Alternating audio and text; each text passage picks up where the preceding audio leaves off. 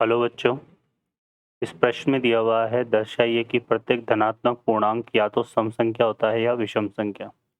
हल करते हैं बच्चों प्रश्न को। इस प्रश्न के लिए जो मुख्य अवधारणा है, मुख्य अवधारणा वो हम उपयोग में लेंगे यहाँ पर बच्चों क्या किसको? यूक्लिडिन विभाजन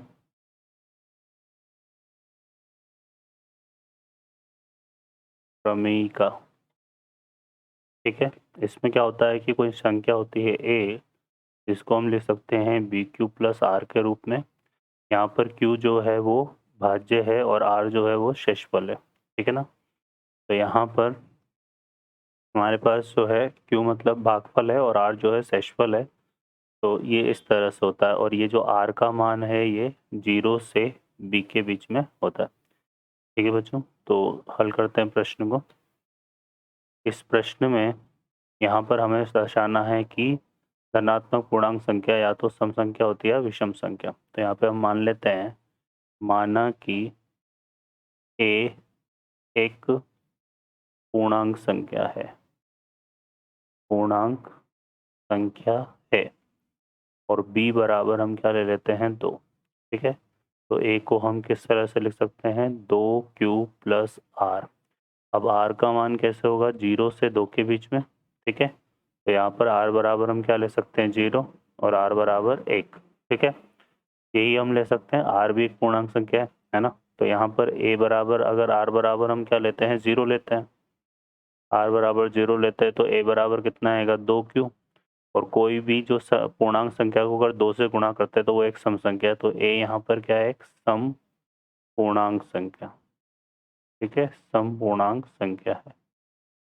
ठीक है बच्चों, और यहाँ पर ये धनात्मक है क्योंकि q भी धनात्मक पूर्णांक है और r हमने 0 से बड़ा लिया है तो 0 r भी धनात्मक पूर्णांक है। धनात्मक पूर्णांक संख्याओं का योग धनात्मक पूर्णांक क्या आता है, तो a हमारा कैसा है सम धनात्मक पूर्णांक। इसको हम लिख देते हैं सम धनात्मक पूर्णांक।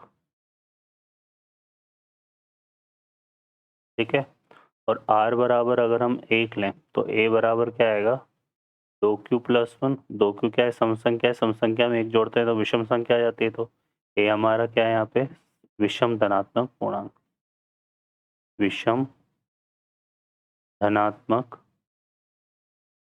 पूर्णांक। ठीक है, तो इससे क्या होता है कि हमारे पास ये सिद्ध होता है कि कोई भी संख्या a या तो धनात्मक पूर्णांक है या तो धनात्मक या तो कोई भी संख्या a है ना, a है ना, जो कि क्या है एक धनात्मक पूर्णांक है, क्या है एक धनात्मक पूर्णांक, धनात्मक पूर्णांक है, या तो सम होगा या विषम होगा, विषम होगा।